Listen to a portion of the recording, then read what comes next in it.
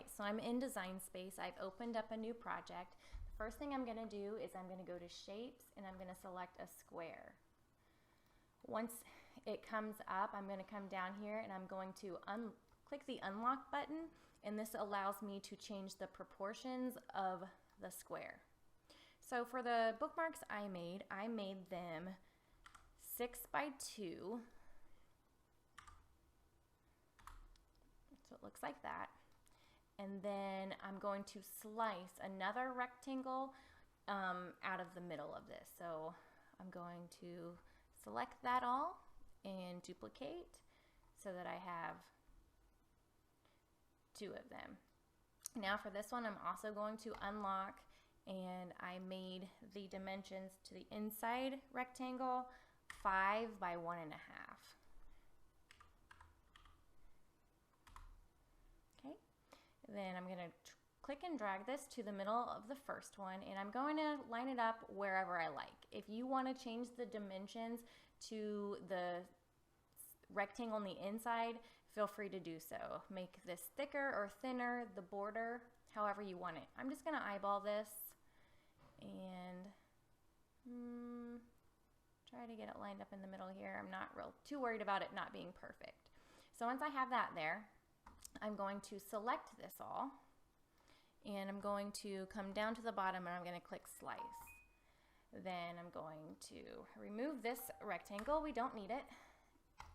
And we don't need this rectangle either. So I'm going to take those out. Then I'm going to open up a text box, and I'm going to come up here and change my font.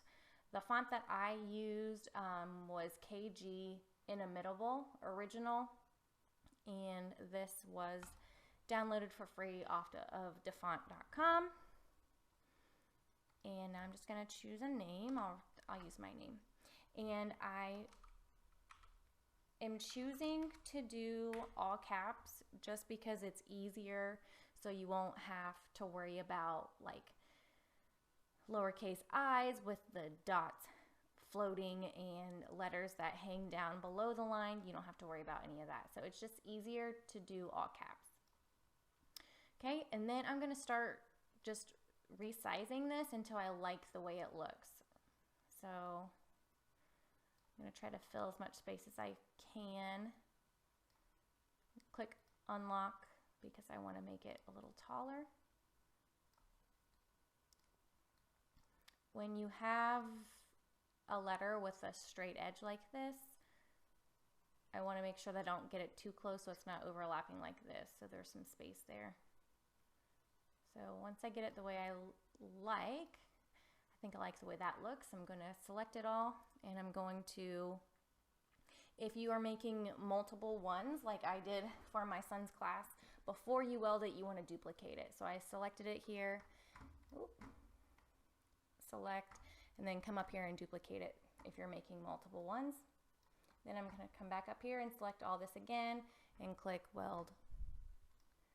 So that one's ready to go.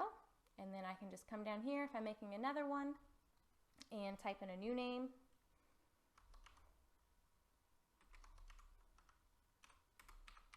And I'm going to do the same thing. You will have to go in and resize each name depending on how long the name is and what letters are in the name. So that's probably the part that takes the longest. I'm going to weld that.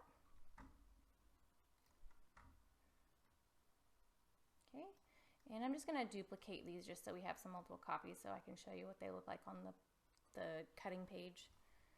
I was able to fit 5 per sheet. 1, 2, 3, 4. Need one more. So now we have 5. I'm going to click on Make It. I used 8.5 by 11 cardstock. So that's what I'm going to select here, 8.5 by 11. And then you're able to cut 5 at once, and then you're all done.